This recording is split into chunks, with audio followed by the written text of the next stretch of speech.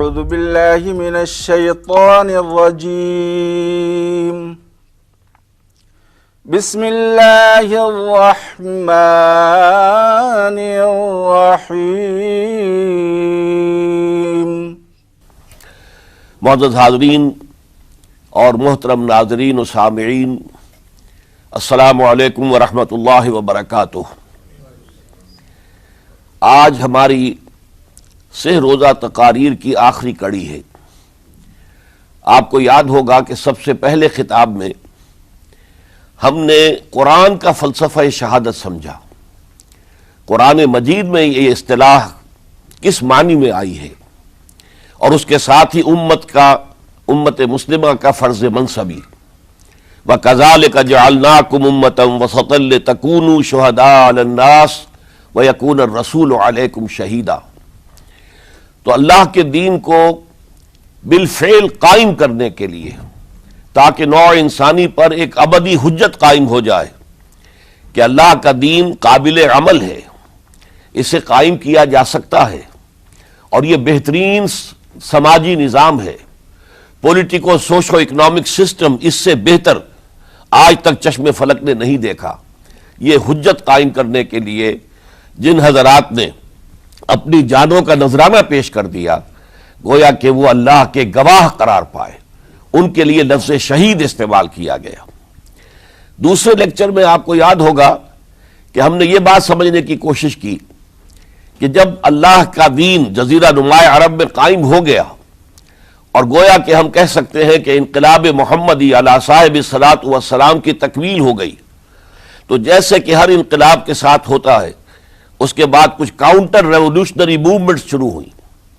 چنانچہ سب سے پہلے اندرون ملک عرب جھوٹے نبی کھڑے ہو گئے، نبوت کے جھوٹے دعوے دار، اور بہت سے لوگوں نے حکومت کو زکوٰۃ ادا کرنے سے انکار کر دیا، اور یہ فتنہ اتنا بڑا تھا کہ واقعہ یہ ہے کہ اگر اسے کرش نہ کر دیا جاتا تو انقلاب محمدی علی صاحب الصلاۃ والسلام اسی وقت ناکام ہو جاتا۔ یہ حضرت ابو بکر صدیق رضی اللہ تعالیٰ عنہ کے فضائل کا سب سے درخشاں باب ہے کہ انہوں نے اپنے عزم اور ہمت اور استقلال اور اللہ پر اعتماد، اللہ پر توکل اور بھروسے کے ساتھ ان دونوں فتنوں کو آئرن ہینڈ کے ساتھ کرش کر دیا، اور سال سوا سال ہی میں ان دونوں کاؤنٹر ریولوشنری موومنٹس کو ختم کر کے اس کے بعد انہوں نے جلد ہی اس نظام کا گویا کہ انچارج حضرت عمر رضی اللہ تعالیٰ عنہ کو بنا دیا کہ جو خلیفہ ثانی ہیں۔ پھر ہم نے دیکھا کہ حضرت عمر کے زمانے میں رضی اللہ تعالیٰ عنہ توسیع کا جو عمل ہے، توسیع انقلاب محمدی کا عمل بڑی تیز رفتاری کے ساتھ جاری ہوا، فتوحات کا سیلاب آیا، ایران پوری سلطنت تہس نہس ہو کر رہ گئی، اس کے پرچے اڑ گئے، سلطنت روما اپنے تمام شمالی افریقی مقبوضات سے محروم، مغربی ایشیا سے اسے بے دخل کر دیا گیا، صرف وہ یورپ کے اندر محدود ہو کر رہ گئی۔ اب ظاہر بات ہے کہ اس کے خلاف بھی تو پھر رد عمل ہونا تھا، کاؤنٹر ریولوشنری موومنٹس اٹھنی تھی۔ تو سب سے پہلے حضرت عمر رضی اللہ تعالیٰ عنہ کی خلافت اور اس کے چراغ کو بجھانے کے لیے ایران کی طرف سے رد عمل ظاہر ہوا۔ ہرموزان جو ایک بڑا ان کا جرنیل تھا، اس کی سازش اور ابو لولو فیروز کے ذریعے سے حضرت عمر رضی اللہ تعالیٰ عنہ کو شہید کر دیا گیا۔ سمجھا یہ گیا تھا کہ یہ ساری عمارت شاید اسی شخصیت کی بل پر کھڑی ہے، لہذا جب میدان سے حضرت عمر ہٹ جائیں گے تو یہ خلافت کی پوری عمارت جو ہے وہ زمیں بوس ہو جائے گی۔ لیکن معلوم ہوا یہ عمارت محمد کی بنائی ہوئی تھی صلی اللہ علیہ وسلم۔ کھنڈر بتا رہے ہیں عمارت عظیم تھی، بڑی عظیم عمارت تھی جو حضور نے تعمیر کی تھی، لہذا حضرت عمر کی شہادت سے کوئی فرق واقع نہیں ہوا۔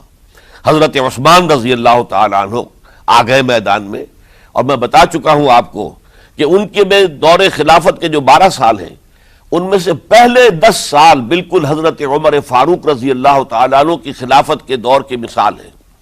اسی تیزی کے ساتھ انقلاب جو ہے آگے بڑھ رہا تھا، فتوحات کا دائرہ پھیل رہا تھا، اور اندرون ملک پورا امن، سکون، اطمینان اور چین تھا۔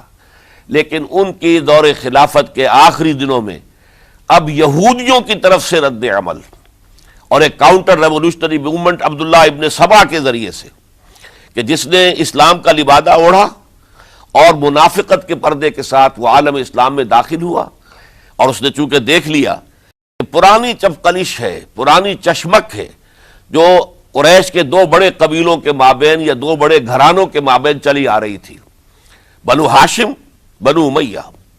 تو پہلے دو خلفاء جو تھے وہ نہ بنو ہاشم سے تھے نہ بنو امیہ سے تھے۔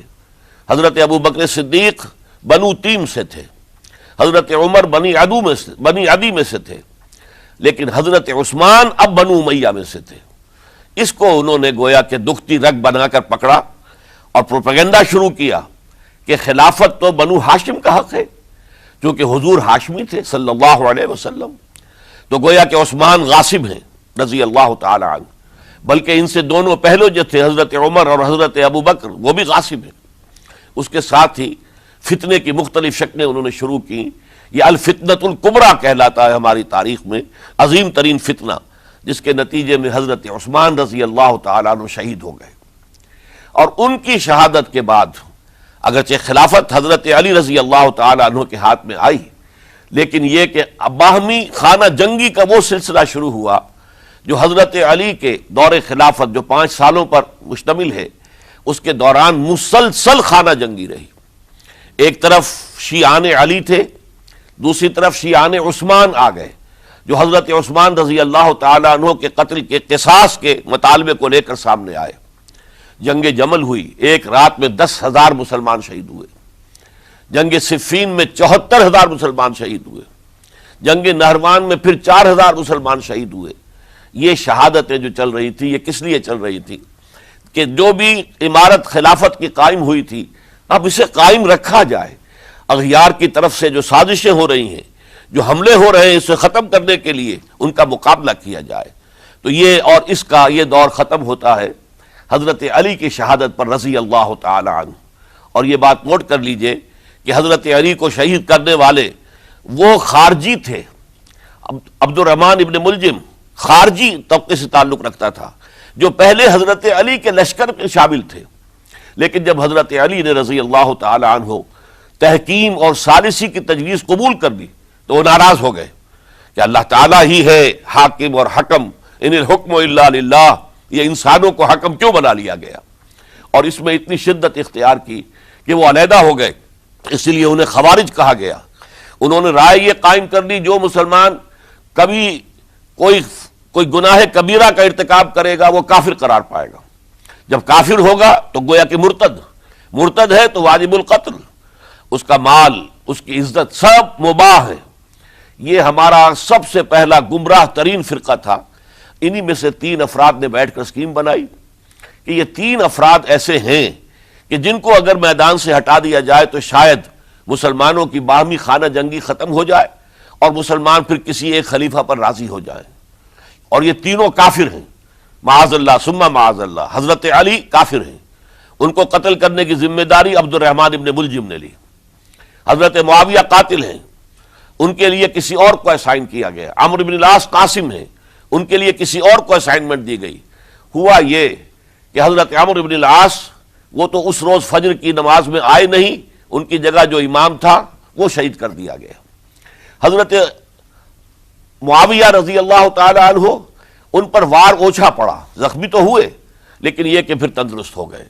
حضرت علی رضی اللہ تعالی عنہ پر بہت کاری وار ہوا اور حضرت علی رضی اللہ تعالی عنہ کی شہادت سن 35 ہجری میں ہو گئی۔ یہ جو خلافت راشدہ کا اختتام یا تو سن 35 ہجری میں حضرت علی کی شہادت سے سمجھا جائے گا، یا میری ذاتی رائے ہے کہ نہیں، اس میں حضرت حسن کا دور خلافت بھی شامل ہونا چاہیے۔ حضرت حسن کو کسی نے نامزد نہیں کیا تھا، نہ انہوں نے اپنی امیدواری کے ساتھ اپنے طاقت کے بل پر خلافت حاصل کی تھی، بلکہ حضرت علی سے جب یہ کہا گیا تھا کہ کیا ہم آپ کے بیٹے حسن کے ہاتھ پر بیعت کر لیں، تو انہوں نے فرمایا تھا کہ میں نہ تمہیں روکتا ہوں نہ حکم دیتا ہوں، یہ تمہارا معاملہ ہے، تم جسے مناسب سمجھو اس کے ہاتھ پر بیعت کر لو۔ حضرت حسن رضی اللہ تعالیٰ عنہ نے جن کے ہاتھ پر جو بیعت ہوئی، تو اب معاملہ یہ ہو گیا کہ امیر معاویہ رضی اللہ تعالیٰ عنہ وہ ایک لشکر لے کر شام سے چلے۔ حضرت حسن 50,000 آدمیوں کے ساتھ ادھر سے نکلے، لیکن یہ ہے کہ انہیں محسوس ہو گیا تھا کہ میرے ساتھیوں میں ایسا فسادی عنصر بھی موجود ہے جو عبداللہ ابن سبا کے ساتھیوں میں سے، کہ وہ کسی اچھے کام کو پسند نہیں کرتا، لہذا انہوں نے پھر صلح کی پیشکش کی۔ حضرت معاویہ کو پیغام بھیجا کہ میں مصالحت چاہتا ہوں، بتائیے شرائط کیا ہیں۔ حضرت معاویہ نے بلینک پیپر بھیج دیا، سادہ کاغذ، کہ آپ جو شرائط چاہیں اس پر لکھ دیں، وہ مجھے قبول ہوں گے۔ حضرت حسن نے رضی اللہ تعالیٰ عنہ شرائط لکھ دی، حضرت معاویہ نے قبول کر لی، تو حضرت حسن دستبردار ہو گئے خلافت کے دعوے سے، اور اس کے بعد پھر حضرت امیر معاویہ کی خلافت کی بیعت کی گئی۔ اس سے پہلے انہوں نے خلافت کی بیعت نہیں لی تھی۔ یہ ہے سن 41 ہجری، اور اسے عام الجماع کہا جاتا ہے، یعنی یہ اختتام ہے مسلمانوں کی خانہ جنگی کے دور کا۔ پھر جمعیت ایک ہو گئی، پھر عالم اسلام متحد ہو گیا۔ اب پورا کا پورا عالم اسلام حضرت امیر معاویہ کے زیر خلافت تھا۔ اور حضرت امیر معاویہ کون ہیں؟ وہ خود ایک صحابی رسول ہیں، جلیل القدر صحابی رسول ہیں۔ اور آپ کو میں نے کل بھی بتایا تھا کہ حضرت معاویہ رضی اللہ تعالیٰ عنہ کی ایک ہمشیرہ ام حبیبہ رضی اللہ تعالیٰ عنہ حضور کے ازواج مطہرات میں سے ہیں، تو حضور کے گویا کے برادر نسبتی ہوئے۔ جو چند لوگ جو وحی کے لکھنے پر جو کاتبین وحی جو حضور نے مقرر کیے تھے، ان میں سے ایک حضرت معاویہ بھی ہے۔ پھر حضرت معاویہ کے لیے حضور کی دعا ہمیں ملتی ہے، اللہم اجعلہ ہادیا مہدیا، اے اللہ اسے ہادی ہدایت دینے والا بنا دے اور مہدی بنا دے جو ہدایت یافتہ ہو۔ تو یہ ان کی شان ہے۔ اور پھر یہ کہ ان کے زمانے میں جب عالم اسلام متحد ہو گیا، داخلی خلفشار ختم ہو گیا، تو فتوحات کا سلسلہ بھی دوبارہ جاری ہو گیا۔ حضرت علی رضی اللہ تعالیٰ عنہ کے 5 سالہ دور خلافت میں کوئی توسیع نہیں ہو سکی تھی دارالاسلام کی، کوئی مزید علاقے جو ہیں سلطنت اسلامی میں شامل نہیں کیے جا سکے تھے، اس لیے کہ سارا معاملہ تو داخلی خلفشار کا تھا۔ جو خانہ جنگی ہو رہی تھی، ایک دوسرے کی تیروں اور تلواروں اور نیزوں سے 1 لاکھ کے قریب مسلمان ختم ہو گئے تھے، تو اندر سے گویا کہ موشن ٹوٹ گیا اس سیلاب کا۔ تو سیلاب پھر دوبارہ جب امت جمع ہو گئی عام الجماع کے بعد، تو حضرت معاویہ رضی اللہ تعالیٰ عنہ ان کا دور خلافت اب 20 برس ہے۔ اندازہ کیجئے، یہ پورے 20 برس کوئی اندرونی خلفشار نہیں ہوا، کوئی جھگڑا نہیں ہوا، کوئی فساد نہیں ہوا، بلکہ جو فتوحات کا دائرہ تھا شروع ہو گیا۔ مکرار اور سندھ کے علاقے فتح ہوئے، کابل اور یہ افغانستان کا علاقہ فتح ہوا، ترکستان کے علاقوں کے اندر پیش قدمی ہوئی۔ ادھر یہ کہ قیصر سلطنت روما کا اس کے مرکزی شہر قسطنطنیہ پر حملہ کیا گیا، جس کے لیے کہ حضور کی حدیث موجود تھی پیشن گوئی کے طور پر، اول جیش یغزو مدینۃ القیصر مغفورون لہم۔ حضور نے فرمایا تھا کہ جو پہلا لشکر قیصر کے شہر پر حملہ کرے گا تو وہ سب کے سب وہ مغفرت پا جائیں گے، اللہ تعالیٰ ان کی مغفرت فرما دے گا۔ اگرچہ کامیابی نہیں ہوئی، لیکن اس پیشن گوئی کی وجہ سے آپ کو معلوم ہے کہ حضرت ایوب رضی اللہ تعالی عنہ ان کو بھی اس پیشن گوئی کی وجہ سے، حالانکہ 90 برس سے اوپر عمر تھی، لیکن وہ بھی کہا انہوں نے کہ میں بھی اس میں جانا چاہتا ہوں، چنانچہ اس لشکر میں گئے، وہی فوت ہوئے۔ بہرحال یہ سارے کارنامے اپنی جگہ پر، امن و امان اپنی جگہ پر، اس کے باوجود اہل سنت والجماعت حضرت معاویہ کے دور خلافت کو خلافت راشدہ میں شامل نہیں سمجھتے۔ اس کی وجہ کیا ہے؟ خلافت راشدہ کی شرط اولین قرآن مجید کے حکم کے مطابق امرہم شورا بینہم، مسلمانوں کے باہمی معاملات باہمی مشورے سے طے پاتے ہیں۔ حضرت ابوبکر صدیق رضی اللہ تعالیٰ عنہ سقیفہ بنی سعدہ کے اندر مشورے کے بعد ان کو منتخب کیا گیا اور ان کے ہاتھ پر بیعت ہوئی۔ حضرت عمر رضی اللہ تعالیٰ عنہ کو حضرت ابوبکر نے مسلمانوں سے مشورہ کر کے پھر نامزد کیا۔ حضرت عثمان کے لیے حضرت عمر رضی اللہ تعالیٰ عنہ نے اپنے جانشین کے لیے 6 افراد پر مشتمل کمیٹی بنا دی، جو بڑے سے بڑے جو اصحاب جو جن کے بارے میں کہا گیا ہے کہ جن کو دنیا ہی میں بشارت دے دی گئی تھی، جو عشرہ مبشرہ میں سے جو باقی تھے، ان کے اوپر مشتمل کمیٹی بنا دی کہ آپ لوگ طے کر لیں اور اپنے سے کسی ایک پر جمع ہو جائیں۔ اس اعتبار سے حضرت علی کے ہاتھ پر بھی جو بیعت ہوئی ہے تو وہ اہل مدینہ کے دباؤ پر ہوئی ہے، ان کے مطالبے پر ہوئی ہے۔ حضرت علی خود جو ہے وہ خلافت کے مدعی نہیں تھے بلکہ انکار کرتے رہے، چونکہ فتنے کا دور تھا، حضرت عثمان شہید ہوئے تھے، مسلمانوں کے دل زخمی تھے۔ اس حالت میں وہ سمجھتے تھے کہ اگر میں یہ خلافت جو ہے اپنے ہاتھ میں لے لوں گا تو ہو سکتا ہے کہ اس کا حق ادا نہ کر سکوں، لیکن یہ کہ جب انہوں نے دیکھا کوئی اور بھی تیار نہیں، طلحہ بھی تیار نہیں، زبیر بھی تیار نہیں، تو آخر مسلمانوں کو بغیر امارت کے چھوڑا تو نہیں جا سکتا، تو حضرت علی نے وہ قبول کر لی۔ حضرت حسن کے بارے میں بتا چکا ہوں کہ ان کے بارے میں لوگوں نے کہا تو حضرت علی نے فرمایا میں نہ حکم دیتا ہوں نہ روکتا ہوں۔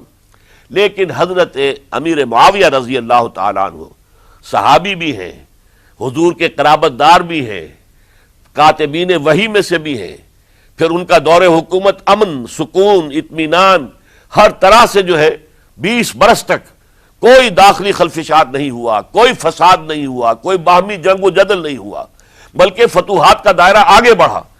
اس کے باوجود چونکہ انہوں نے طاقت سے خلافت حاصل کی، لہذا ان کے دور خلافت کو ہم خلافت راشدہ میں تسلیم نہیں کرتے، حالانکہ وہ خود راشد ہیں، اس لیے کہ تمام صحابہ کرام کے بارے میں سورہ حجرات میں فرمایا وَلَٰكِنَّ اللَّهَ حَبَّبَ إِلَيْكُمُ الْإِيمَانَ وَزَيَّنَهُ فِي قُلُوبِكُمْ وَكَرَّهَ إِلَيْكُمُ الْكُفْرَ وَالْفُسُوقَ وَالْعِصْيَانَ أُولَٰئِكَ هُمُ الرَّاشِدُونَ۔ تمام صحابہ کرام کی شان یہ ہے کہ اللہ تعالیٰ نے ان کے دلوں میں ایمان کو کھبو دیا ہے، ایمان ان کے دلوں میں رچ گیا ہے، بس گیا ہے، جم گیا ہے، اور کفر سے، فسق سے انہیں تبھی نفرت ہو گئی ہے، اور یہ سب کے سب راشدون ہیں۔ تو تمام صحابہ راشدون ہیں، اس اعتبار سے خود حضرت امیر معاویہ بھی راشدون میں شامل ہیں، لیکن خلفائے راشدین میں شامل نہیں ہیں۔ خلفائے راشدین عام طور پر تو ہم کہتے ہیں حضرت ابو بکر، حضرت عمر، حضرت عثمان، حضرت علی۔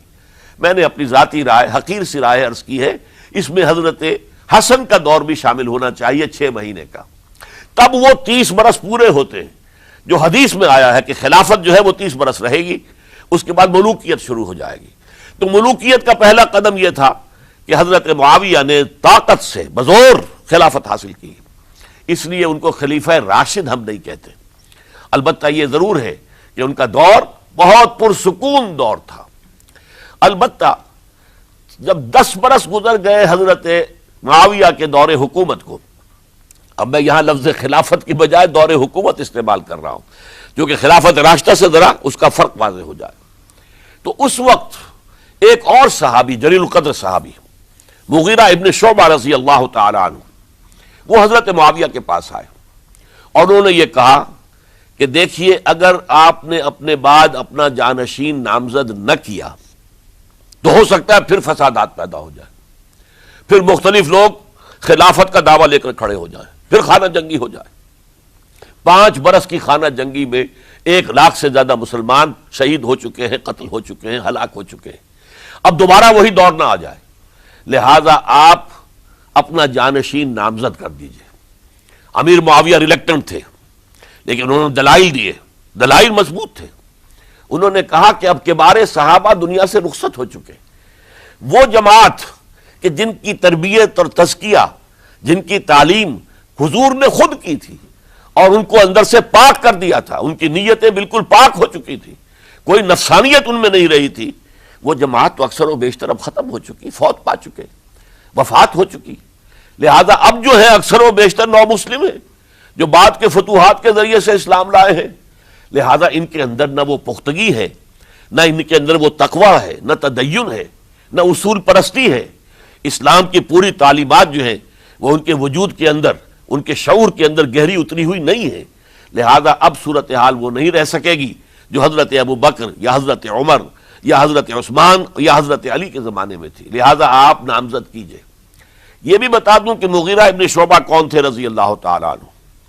نمبر 1 یہ ہے کہ یہ اصحاب شجرہ میں شامل ہیں، جن 1400 یا 1800 افراد نے حضور سے بیعت کی تھی صلح حدیبیہ سے متصل قبل، اس درخت کے نیچے بیٹھ کر، جس کے بارے میں سورہ فتح میں فرمایا گیا کہ لقد رضی اللہ عن المؤمنین اذ یبایعونک تحت الشجرہ، اللہ ان تمام اہل ایمان سے راضی ہو گیا جو ہے نبی صلی اللہ علیہ وسلم آپ کے دست مبارک پر بیعت کر رہے تھے اس درخت کے نیچے، ان میں سے موجود، ان میں یہ مغیرہ ابن شعبہ ہے۔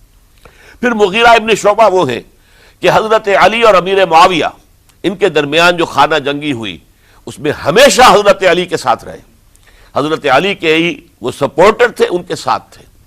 اس پہلو سے اچھی طرح سمجھ لیجئے کہ یہ نہیں ہے کہ وہ در حقیقت کو پہلے سے وہ امیر معاویہ کے ساتھی تھے، نہیں، لیکن اب جو صورتحال وہ دیکھ رہے تھے، جہاں دیدہ انسان تھے، بہت بڑے سیاستدان تھے، جانتے تھے حالات کو، حالات کے نفس پر ان کا ہاتھ تھا، لہذا انہوں نے یہ مشورہ دیا اور پھر امیر معاویہ نے اس مشورے کو قبول کر لیا اور یزید کی ولی عہدی کا اعلان کر دیا۔ یہ بالکل مڈل ہے حضرت امیر معاویہ کے دور خلافت کا درمیان، یہ 10 سال جب ہو گئے تھے حضرت امیر معاویہ کی خلافت کو یا حکومت کو، تب یہ معاملہ پیش آیا اور یزید کے ہاتھ پر یہ بیعت ولی عہدی تمام جو بھی مختلف گورنرز تھے ان کے ذریعے سے کہہ دیا گیا اپنے اپنے علاقے کے لوگوں سے بیعت لے لو۔ یہ بیعت عام طور پر لوگوں نے کر لی، البتہ 5 شخصیتیں جو بہت نمایاں تھیں انہوں نے اس بیعت سے انکار کیا۔ ان میں کون تھے ذرا نوٹ کیجئے۔ حضرت ابو بکر فوت ہو چکے، ان کے بیٹے عبد الرحمن ابن ابی بکر۔ حضرت عمر فوت ہو چکے، ان کے بیٹے عبداللہ ابن عمر۔ حضرت زبیر فوت ہو چکے، ان کے بیٹے عبداللہ ابن زبیر۔ حضرت عباس فوت ہو چکے، ان کے بیٹے عبداللہ ابن عباس۔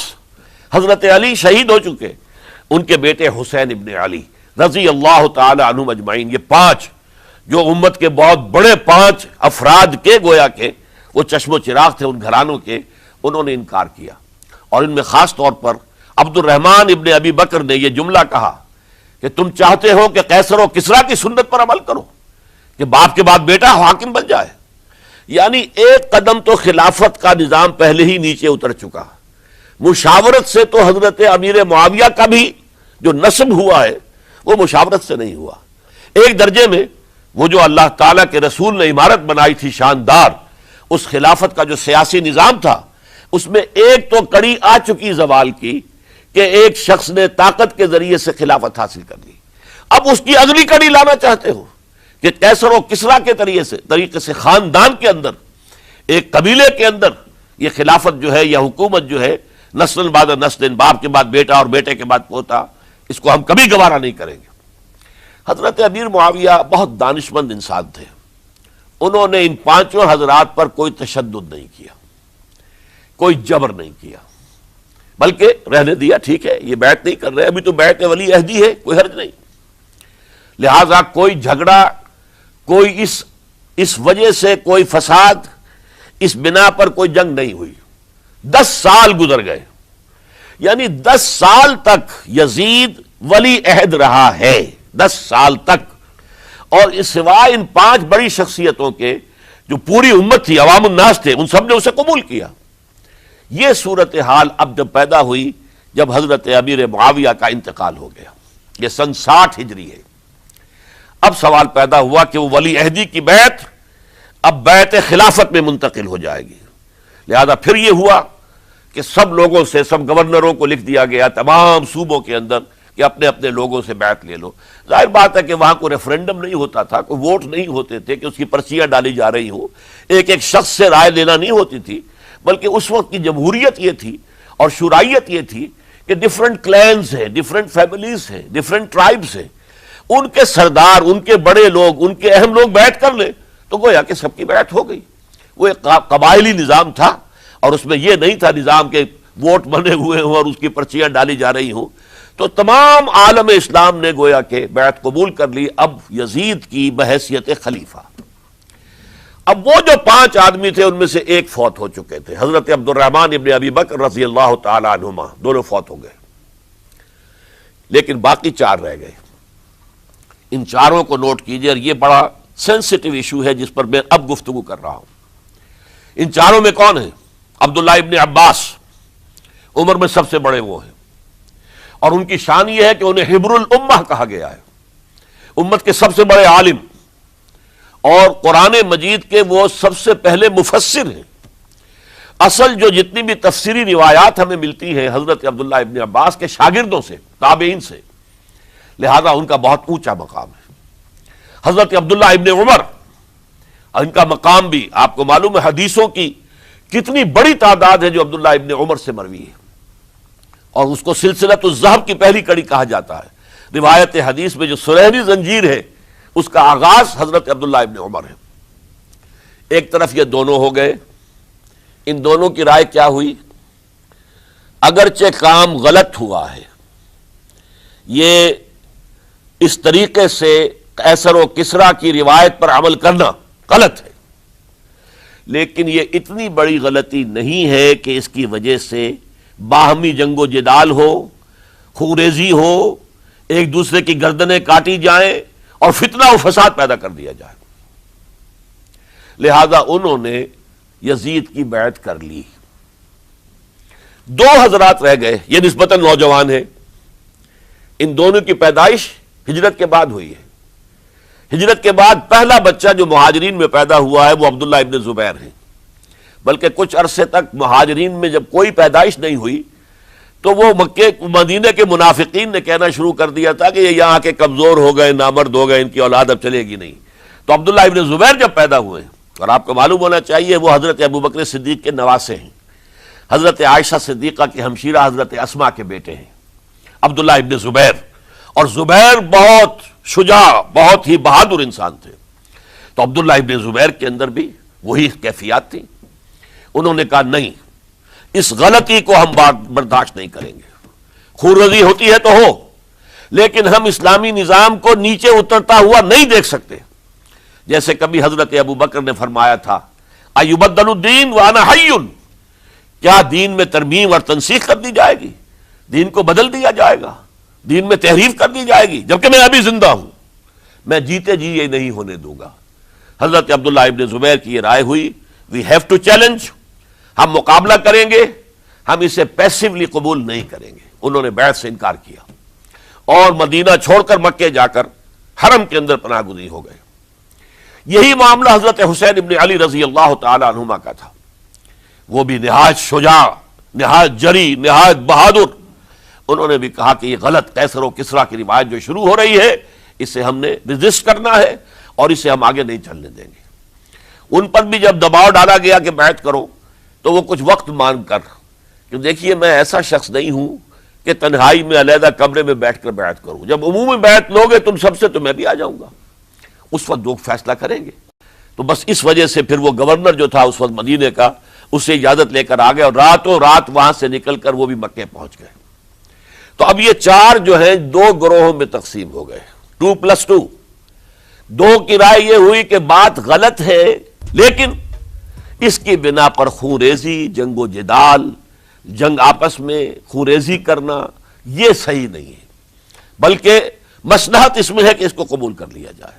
پھر اللہ تعالیٰ کو بہتر حالات پیدا کرے گا اس کے ذریعے سے، تعلیم کے ذریعے، تلقین کے ذریعے سے، جیسے نبی اکرم صلی اللہ علیہ وسلم نے اتنا عظیم انقلاب برپا کیا تھا۔ ہم کوشش کریں گے کہ نظام حکومت کی اصلاح ہو جائے، لیکن اس وقت اگر ہم اڑ گئے تو پھر گویا کہ خوریزی اور فساد اور باہمی جو جنگ ہے وہ شروع ہو جائے گی۔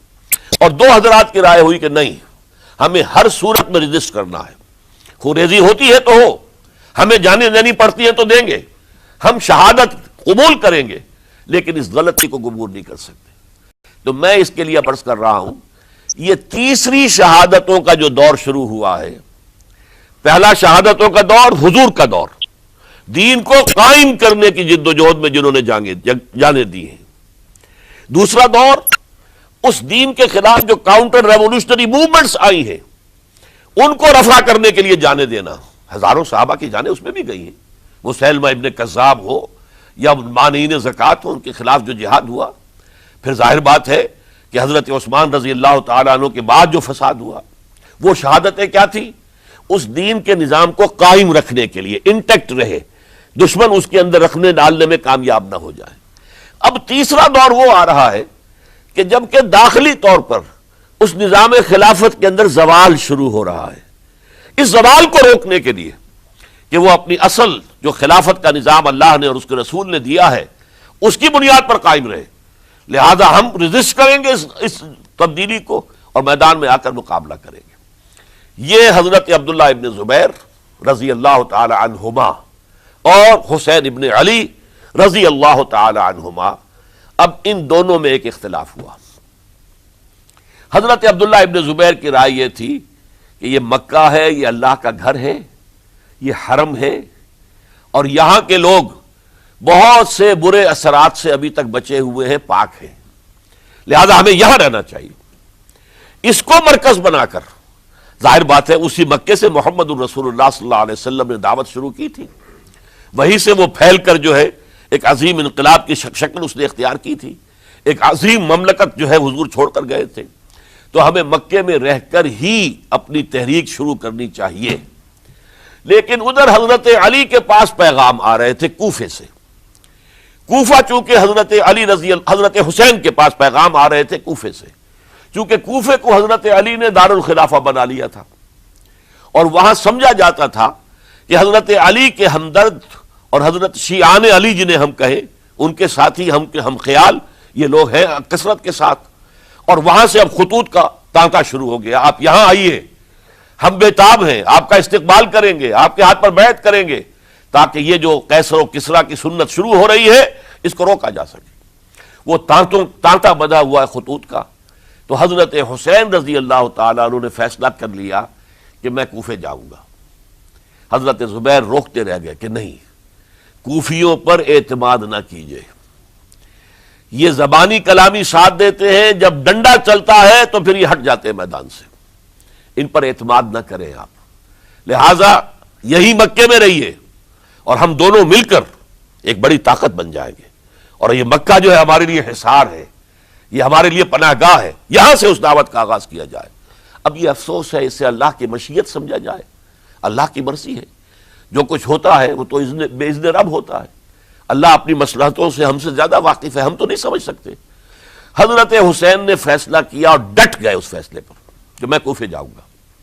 اب یہ بھی بات قرآن مجید میں آیا ہے، حضور سے خطاب کر کے فرمایا گیا فَإِذَا عَزَمْتَ فَتَوَكَّلْ عَلَى اللَّهِ، جب ایک مرتبہ آپ ایک ارادہ کر لیں تو پھر اللہ پر توکل کیجئے، پھر یہ نہیں کہ کبھی آگے کبھی پیچھے جاؤں یا نہ جاؤں، یہ نہیں، یہ تردد یہ نہیں، بلکہ یہ کہ ایک فیصلہ کر کے ڈٹ جائیے، اس لیے کہ جو بھی نتیجہ ہے وہ تو اللہ کے ہاتھ میں ہے، لہذا اللہ پر توکل کیجئے۔ فَإِذَا عَزَمْتَ فَتَوَكَّلْ عَلَى اللَّهِ، لہذا سب نے سمجھایا حضرت حسین کو کہ آپ کوفے نہ جائیں۔ سمجھانے والوں میں حضرت عمر بھی تھے رضی اللہ، حضرت عبداللہ ابن عمر بھی تھے رضی اللہ تعالی عنہ، اگرچہ کوئی قرابت داری جو ہے قریبی نہیں تھی، لیکن بہرحال امت کی ایک شخصیت، عظیم شخصیت تھے۔ سمجھانے میں سب سے زیادہ زور صرف کیا ہے حضرت عبداللہ ابن عباس نے رضی اللہ تعالی عنہما۔ اور حضرت عبداللہ ابن عباس کون ہیں؟ ایک رشتے سے حضرت حسین کے چچا ہیں، ایک رشتے سے حضرت حسین کے نانا ہیں۔ کیوں؟ حضرت علی اور حضرت عبداللہ ابن عباس چچا زاد بھائی ہیں، عباس کے بیٹے، ابو طالب کے بیٹے، عباس اور ابو طالب بھائی ہیں، تو یہ فرسٹ کزن تھے حضرت علی اور عبداللہ ابن عباس رضی اللہ تعالی عنہ، لہذا انہوں نے جب کہا تو گویا کہ ایک چچا ایک بزرگ سمجھا رہا ہے۔ اور دوسرے رشتے سے حضور نانا تھے حضرت حسین کے، اور حضور بھی کزن تھے حضرت عبداللہ ابن عباس کے، چچا زاد بھائی ہیں۔ اس حوالے سے سمجھ لیجئے کہ حضور کے کزن نانا کے درجے میں آ گئے، تو یہ دو رشتے تھے حضرت عبداللہ ابن عباس کے، اور انہوں نے بڑی الہا زاری کے ساتھ، بڑی اپنے مقام سے نیچے اتر کر خوشامد کی ہے، حسین خدا کے لیے باز آ جاؤ، حسین خدا کے لیے باز آ جاؤ، حسین اگر جانا ہی ہے تو اپنے بال بچوں کو لے کر نہ جاؤ۔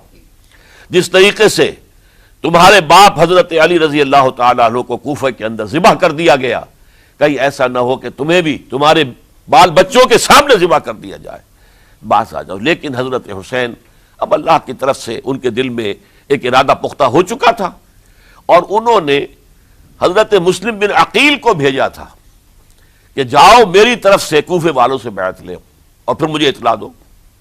وہ گئے، وہاں 12,000 افراد نے بیعت کر لی۔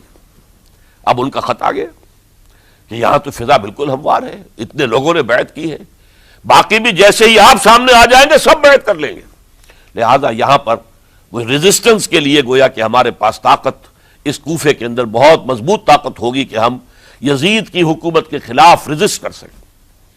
اس کے بعد ہوا کیا؟ یزید نے عبید اللہ ابن زیاد کو گورنر بنا کر بھیج دیا۔ یہ شخص تھا بہت ڈنڈا چلانے والا، اس نے سختیاں شروع کی تو بہت سے لوگ اس بیعت سے تائب ہو گئے. لیکن مسلم بن عقیل وہ میدان میں آئے اور ان کے ساتھ ہزاروں آدمی آ گئے جنہوں نے بیعت کی تھی، ابھی تک بیعت پر قائم تھے، اور انہوں نے گورنر کے گھر کا گھیراؤ کر لیا. گورنر کے ساتھ 30-40 آدمی تھے کل. وہ چھتوں پر چڑھ گئے، وہاں سے پتھراؤ کیا، اور وہاں سے جو 30-40 آدمی کوفے کے تھے ان سے کہا تم اپنے اپنے لوگوں کو کہو کہ چلے جائیں واپس یہاں سے. انہوں نے اوپر سے کہنا شروع کیا، ڈرایا، بہت خوفناک نتیجہ نکلے گا، اب عبید اللہ ابن زیاد تم سب کو ہلاک کر دے گا. ایک ایک کر کے بھیڑ چھٹتی چلی گئی اور صرف چند افراد رہ گئے، اور اس کے نتیجے میں حضرت مسلم بن عقیل شہید کر دیے گئے. بلکہ ایک شخص حامی نے انہیں پناہ دی تھی کوفے میں، ان کو بھی قتل کر دیا گیا، شہید کر دیا گیا. اس پر یہ ہے کہ انہوں نے ایک شخص کے ذریعے سے پیغام دیا قتل کیے جانے سے پہلے کہ دیکھو میرا تو وقت آ گیا ہے، میں تو اب قتل ہو جاؤں گا، شہید کر دیا جاؤں گا، تو میرا پیغام حسین تک پہنچا دو رضی اللہ تعالی عنہ کہ یہاں یہ بغاوت ہو گئی. لوگوں نے، کوفیوں نے، الکوفی لا یوفی، کوفی جو ہے وہ پورا نہیں کرتا اپنے عہد کو اور وفا کو. اس کا ایک ثبوت ہمیں مل گیا ہے کہ سب کے سب منحرف ہو گئے بیعت سے. آپ جہاں تک آ گئے وہاں سے واپس چلے جائیے. جب حضرت حسین کے پاس یہ پیغام پہنچا اور انہوں نے ارادہ کیا کہ ٹھیک ہے یہ تو حالات بدل گئے، لہذا واپس چلنا چاہیے، شاید عبداللہ ابن زبیر کی رائے ہی صحیح ہے، ہمیں مکے ہی میں بیٹھ کر کام کرنا چاہیے. لیکن اب جو ہے عرب کا ایک خاص مزاج ہے. حضرت مسلم بن عقیل کے بیٹے آڑے آ گئے، اب ہم اپنے باپ کے خون کا قصاص لیے بغیر نہیں جائیں گے. اور حضرت حسین رضی اللہ تعالیٰ عنہ بامروت انسان، شریف النفس انسان، کیسے ممکن تھا، غیرت مند غیور انسان، وہ کیسے ان کی بات کو رد کر دیتا. لہذا اچھا چلو چلتے ہیں کوفے کی طرف. آگے بڑھتے چلے گئے، کربلا میں پہنچ گئے. جو کچھ وہاں ہوا ہے پھر آپ کو معلوم ہے. اس میں یہ بات ہے، پہلے 1000 کا لشکر بھیجا تھا عبید اللہ ابن زیاد نے، اس پر حضرت حسین رضی اللہ تعالیٰ عنہ نے جو باتیں کہیں وہ کچھ اثر انداز ہو گئی. ان کا افسر جو تھا حر بن یزید تمیمی، وہ بعد میں حضرت حسین کا حامی ہو گیا اور حضرت حسین کے ساتھ ہی اس کو بھی شہادت نصیب ہوئی. پھر دوسرے کو بھیجا عمرو ابن سعد. عمرو ابن سعد بھی ایک بڑی عظیم شخصیت کا بیٹا تھا. حضرت سعد ابن ابی وقاص جو فاتح ایران تھے اور جن کو غزوہ احد کے موقع پر حضور نے فرمایا تھا کہ اے سعد تیر چلاؤ، میرے ماں باپ تم پر قربان ہوں. جبکہ احد میں گھیراؤ کر لیا تھا حضور کا اور کفار قتل کرنے کے لیے ہجوم کر رہے تھے، اور کچھ حضرات تیر چلا چلا کے انہیں پھینک رہے تھے، دور جو ہے ہٹا رہے تھے. ان میں سے حضرت سعد ابن ابی وقاص بھی تھے. پھر وہ فاتح ایران تھے، اسی لیے گورنر بن گئے تھے ایران کے. سعد جو ہے ان کا بیٹے، یہ عمرو جو ہے یہ اب ایک بڑے صوبے کا گورنر بھی تھا. اس وقت 4000 آدمی دے کر بھیجا. وہ بھی نرمی کرتا رہا، اس نے کوئی تشدد نہیں کیا. اس کے اندر بہرحال اپنے عظیم باپ کے خون کا کچھ اثر تھا. لیکن یہ کہ پھر ابن زیاد کو اطلاع مل گئی کہ عمرو ابن سعد جو ہے وہ تو لے تو لال کر رہا، حملہ نہیں کر رہا، قتل نہیں کر رہا، بلکہ یہ کہ وہ تو اس راستہ بھی دینے کے لیے تیار ہے کہ نہ مدینے کی طرف جائیے اور نہ آپ مکے کی طرف جائیے، نہ کوفے کی طرف جائیے، بلکہ آپ چاہے تو دمشق چلے جائیں، یزید سے اپنا معاملہ کر لیں. اس پر ابن زیاد نے پھر وہاں سے خط لکھا ہے، میں نے تمہیں اس کام کے لیے بھیجا تھا، میں نے تمہیں حکم دیا تھا حسین سے میری بیعت لو، یعنی میری بیعت کے ذریعے یزید کی بیعت لو اور اسے پکڑ کر لا کر میرے سامنے پیش کرو. لہذا پھر اس نے ایک بہت خونخوار شخص کو زیادہ فوج دے کر بھیجا ہے، اور وہ جو ہے اس نے آ کر جو ہے شمر نے پھر اس نے فیصلہ کن معاملہ کیا. حضرت حسین رضی اللہ تعالیٰ عنہ نے ان دنوں میں جو وہاں گزرے ہیں، جتنے بھی کوفی آئے ہوئے تھے نا، اکثر و بیشتر تو کوفے کے لوگ تھے، ان سے کہا کہ میں خود نہیں آیا، تم نے مجھے بلایا تھا. اے فلاں ابن فلاں، کیا تم نے مجھے خط نہیں لکھا تھا کہ آؤ؟ اے فلاں ابن فلاں، کیا تم نے مجھے پیغام نہیں بھیجا تھا کہ یہاں تشریف لائیے؟ اور دیکھو میرے پاس تمہارے خطوط موجود ہیں. وہ ایک تھیلا جس میں کہ خطوط ہے وہ بھی لا کے میدان میں رکھ دیا.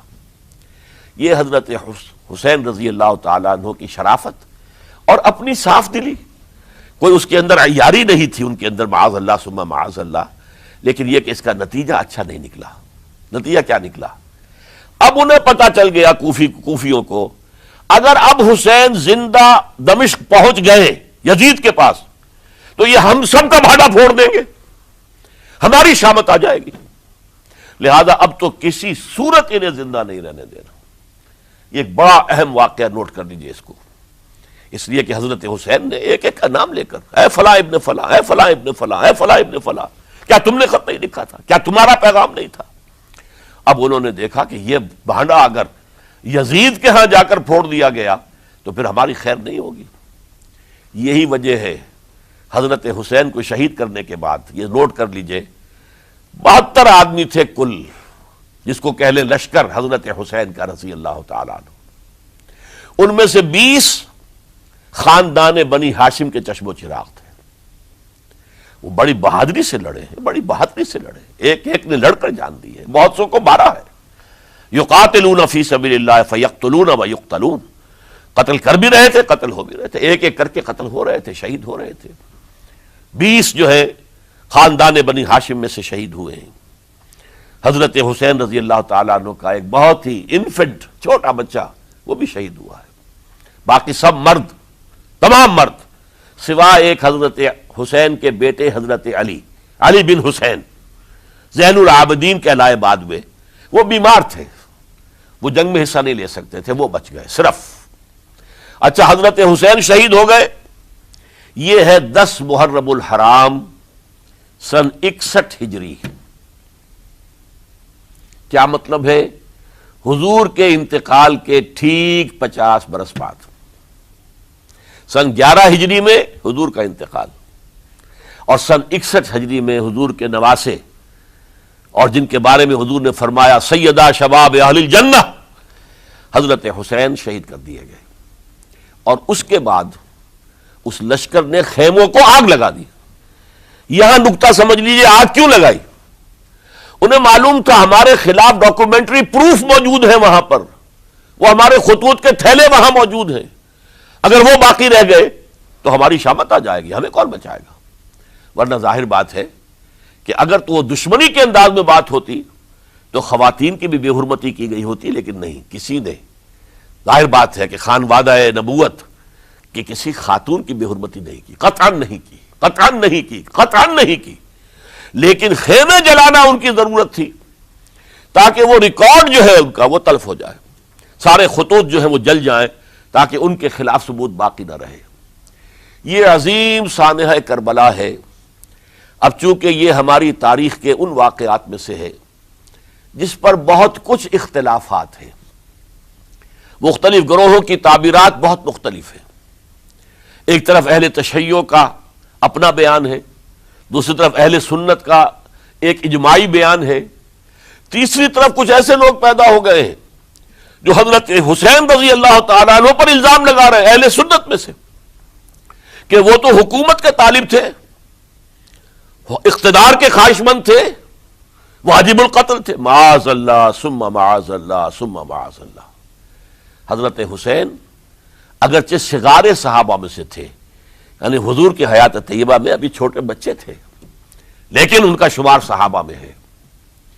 اور پھر یہ وہ شخص ہے جو حضور کی گود میں کھیلا ہے، یہ وہ ہے جو حضور کے شانوں کے اوپر جس نے سواری کی ہے. علامہ اقبال نے جیسے حضرت اسماعیل کے لیے کہا ہے کہ وہ فیضان نظر تھا یا کہ مکتب کی کرامت تھی، سکھائے کس نے اسماعیل کو آداب فرزندی. ظاہر بات ہے حضرت اسماعیل کسی اسکول اور مدرسے دارالعلوم میں پڑھے نہیں تھے کہ وہاں پتہ چلتا کہ والد کا حق کیا ہے. یہ فیضان نصر تھا، ابراہیم کی نگاہ کا یہ فیضان تھا کہ بیٹے کے اندر وہ جذبہ پیدا ہوا کہ یا ابت افعل ما تؤمر، ابا جان جو خواب آپ دیکھ رہے ہیں اور جو حکم آپ کو اس خواب کے ذریعے مل رہا آپ کر گزریے، ستجدنی انشاءاللہ من الصابرین. تو اسماعیل کا معاملہ اگر یہ تھا فیضان نظر سے، تو حضرت اسماعیل تو حضرت ابراہیم کے پاس زیادہ رہے بھی نہیں، وہ تو مکے میں رہے. حضرت عثمان جو حضرت ابراہیم تو شام میں رہتے تھے، کبھی کبھی آ جاتے تھے، بس اس سے زیادہ معاملہ نہیں تھا. وہ فیضان نظر حضرت اسماعیل کو تھا، تو حضور صلی اللہ علیہ وسلم کا فیضان نظر کتنا ہوگا. اس کا آپ اندازہ کیجئے. یہ کوئی جنگ اقتدار نہیں تھی معاذ اللہ ثم معاذ اللہ ثم معاذ اللہ، بلکہ انہوں نے اپنا ایک فرض منصبی سمجھا ہے کہ میرے نانا کا لایا ہوا نظام اور اس کے اصول اب ٹوٹ رہے ہیں. جیسے حضرت ابو بکر کا قول میں نے آج بھی آپ کو سنایا، ایبدل الدین وانا حی، کیا دین میں ترمیم اور تنسیخ کی جائے گی، دین کی باتوں کو بدل دیا جائے گا جبکہ میں ابھی زندہ ہوں. اسی طریقے سے گویا کہ زبان حال سے حضرت حسین اور عبداللہ ابن زبیر رضی اللہ تعالی عنہم ان دونوں نے یہ فیصلہ کیا کہ ہم روکیں گے اس کو. آپ اختلاف کر سکتے ہیں کہ حضرت حسین کی رائے صحیح تھی یا حضرت عبداللہ ابن عباس کی رائے صحیح تھی، یہ کہہ سکتے ہیں آپ، لیکن کسی کی نیت پر حملہ نہیں کر سکتے. اسی طریقے سے بعض لوگ جو ہے حضرت عبداللہ ابن عباس، عبداللہ ابن عمر، ان کی نیتوں پر حملہ کرتے ہیں. ان کو تو یزید نے دولت سے خرید لیا تھا، معاذ اللہ ثم معاذ اللہ ثم معاذ اللہ. یہ دونوں جلیل القدر صحابہ ہیں، یہ تو صغار صحابہ میں سے نہیں ہیں، یہ جوان تھے پورے حضور کے زمانے میں، جنگوں میں حصہ لیا ہے. حضرت عبداللہ ابن عمر نے، عبداللہ ابن عباس نے رضی اللہ تعالی عنہما، انہیں کوئی رقم نہیں خرید سکتی تھی، کوئی دولت نہیں خرید سکتی تھی. جو رائے انہوں نے قائم کی دیانتاً قائم کی. اور ہمارے ہاں اصول یہ ہے کہ جب کوئی نئی صورتحال پیدا ہو جائے اور اجتہاد کی ضرورت پیش آ جائے اور پوری کوشش کر کے مجتہد اجتہاد کر رہا ہے، تو اگر اسے غلطی بھی ہو جائے، مجتہد مختی خطا کار، اس کو بھی اکیرا ثواب ملتا ہے، اور مجتہد مصیب وہ مجتہد کے جس کی رائے صحیح، جس کا فیصلہ صحیح، اسے دوہرا ثواب ملتا ہے. تو ان کے مابین ایک اختلاف رائے کا ہوا، اجتہاد کا ہوا. آیا یہ غلطی اتنی بڑی ہے کہ امت میں تفرقہ پیدا کیا جائے، امن و امان کو برباد کیا جائے، خوریزی کا بازار گرم کیا جائے، یا نہیں؟ دو کی رائے یہ ہوئی. ان کی مخلصانہ رائے تھی، ان کی دیانت دارانہ رائے تھی. ہم ان کی نیت پر حملہ نہیں کر سکتے، آپ اختلاف کرنا چاہیں تو کیجئے. اسی طرح حضرت عبداللہ ابن زبیر اور حضرت حسین ابن علی رضی اللہ تعالی عنہ، ظاہر بات ہے کہ ان کا بھی ایک اجتہادی رائے تھی کہ نہیں، یہ دین کے نظام کے اندر بہت بڑا رکھنا پڑ رہا ہے، یہ تو اب قیصر و کسریٰ کی سنت شروع ہو رہی ہے، یہ اسلام کے دین کے اوپر طریقہ نہیں، عمل نہیں ہو رہا ہے، تو ہم اسے اپنی جانوں کا نذرانہ دے کر بھی اسے روکیں گے، روکنے کی کوشش کریں گے، رکے نہ رکے ہم اپنی جانیں دے دیں گے. یہ بھی دیانت دارانہ رائے تھی، مخلصانہ رائے تھی. ان کی نیت پر کوئی حملہ کم سے کم اہل سنت والجماعت میں سے کسی شخص کو حق نہیں ہے. اس لیے کہ اہل سنت والجماعت کا کہنا یہ ہے، الصحابۃ کلہم عدول، صحابہ جتنے بھی ہیں وہ سب کے سب عدول ہیں، ان میں بدنیتی نہیں آ سکتی، خطا ہو سکتی ہے. اہل سنت کے نزدیک معصومیت خاصہ نبوت ہے، نبوت ختم ہو گئی محمد الرسول اللہ صلی اللہ علیہ وسلم پر، آپ کے بعد معصوم کوئی نہیں. ابو بکر بھی معصوم نہیں، عمر بھی معصوم نہیں، عثمان بھی معصوم نہیں، علی بھی معصوم نہیں رضی اللہ تعالیٰ عنہ اجمعین. تو معصوم کون ہوگا؟ عبداللہ ابن عباس بھی معصوم نہیں، عبداللہ ابن زبیر بھی جو ہے معصوم نہیں، حسین ابن علی بھی معصوم نہیں، اسی طریقے سے عبداللہ ابن عمر، عبداللہ ابن زبیر، کوئی معصوم نہیں. انہوں نے اپنی رائے قائم کی ہے، اس پر عمل کیا ہے دیانت دارانہ سنسیریٹی کے ساتھ، اور ان کے لیے اللہ تعالیٰ کے ہاں ہر طرح کا اجر و ثواب ہے سب کے لیے. حضرت عبداللہ ابن زبیر کی رائے اس اعتبار سے بہتر ثابت ہوئی، انہوں نے مکے میں پھر حکومت قائم کی، 9 برس تک ان کی حکومت قائم رہی. بنو امیہ ختم نہیں کر سکے اسے. سن 73 میں جا کر ان کی شہادت ہوئی ہے. اور ایک مرحلہ تو وہ بھی آیا تھا کہ شام اور مصر کی دونوں صوبے جو ہیں وہ بھی ان کے تحت آ گئے تھے. تو واقعہ یہ ہے کہ اگرچہ حضور نے ہمیں منع کیا ہے کہ کبھی یہ نہ کہا کرو کہ ایسا ہوتا تو ایسا ہو جاتا، نہیں، جو ہوا اللہ کی مرضی سے ہوا، اللہ کے اذن سے ہوا. حدیث کے الفاظ ہیں، ان کلمۃ اللہ تفتح عمل الشیطان. یہ جو لو کاش یہ ہو جاتا، کاش یوں ہو جاتا تو بڑے اچھے نتیجے نکلتے، یہاں سے شیطان کا عمل شروع ہو جاتا ہے. ورنہ واقعہ یہ ہے کہ دل سے یہ بات نکلتی ہے، اگر حضرت حسین اور عبداللہ ابن زبیر یکجا ہو جاتے اور مکے کو اپنا مرکز بنا کر جو عظیم مقصد انہوں نے اپنے سامنے رکھا تھا کہ یہ جو روایت غلط آ رہی ہے اسلام کے دینی سیاسی نظام کے اندر، اس کو ہم روکیں گے، تو اللہ تعالیٰ انہیں کامیابی عطا فرما دیتا. لیکن یہ پھر ہم کہیں گے ما شاء اللہ کان وما لم یشاء لم یکن، جو اللہ نے چاہا وہ ہوا اور جو اللہ نے نہیں چاہا وہ نہیں ہوا. حضرت حسین کو وہ عظیم شہادت اللہ نے دینی تھی، وہ اونچا مقام عطا کرنا تھا، اور پھر ان کی عظیمت، ان کا صبر، ان کا ثبات، ان کا استقلال، معلوم ہوا کہ اللہ تعالیٰ نے انسانوں کے اندر کتنی کچھ طاقت رکھی ہوئی ہے اور کتنی کچھ صلاحیتیں اللہ نے ودیعت کی ہیں. وہ جس طرح ڈٹے رہے، کھڑے رہے. واقعہ یہ ہے کہ وہ بھی نوع انسانی کے لیے ہمیشہ